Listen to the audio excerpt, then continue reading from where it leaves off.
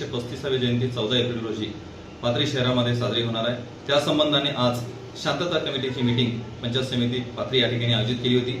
Meeting करिता प्रमुख उपस्थिती आदरणीय श्री दीपक कुमार वाघमारे साहेब, एसडीको शेलू, तसेच नगराध्यक्ष आशिफ भैया खान हे उपस्थित होते। आजच्या मीटिंगला मंडळाचे आयोजक, शांतता कमिटीचे सदस्य, सर्व गावातील पोलीस पाटील व प्रतिष्ठित नागरिक उपस्थित होते। त्या सर्वांना आम्ही आज सूचना केलेल्या आहेत की मिरवणूक जी आहे ती शांततेत आपल्याला पूर्ण करायची आहे।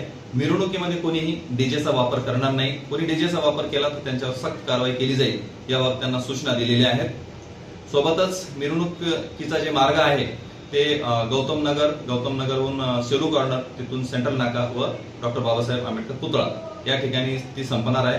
दुसरी जी मिरवणूक आहे ती भीमनगर, शेलू कॉर्नर, सेंट्रल नाका ते डॉक्टर बाबासाहेब आंबेडकर पुतळा या ठिकाणी ती संपन्न होणार आहे। त्याचा टायमिंग हे 1700 वाजता सुरू होऊन 2200 वाजेपर्यंत ही मिरवणूक निघणार आहे। पोलीस बंदोबस्त कसा राहिला? पोलीस बंदोबस्त आदरणीय श्री रवींद्रसिंह परदेशी सर, पोलीस अधीक्षक परभणी, आदरणीय श्री सुरज गुंजाळ सर, अपर पोलीस अधीक्षक परभणी यांनी पाथरीकरिता भरपूर मनुष्यबळ उपलब्ध करून दिलेलं आहे।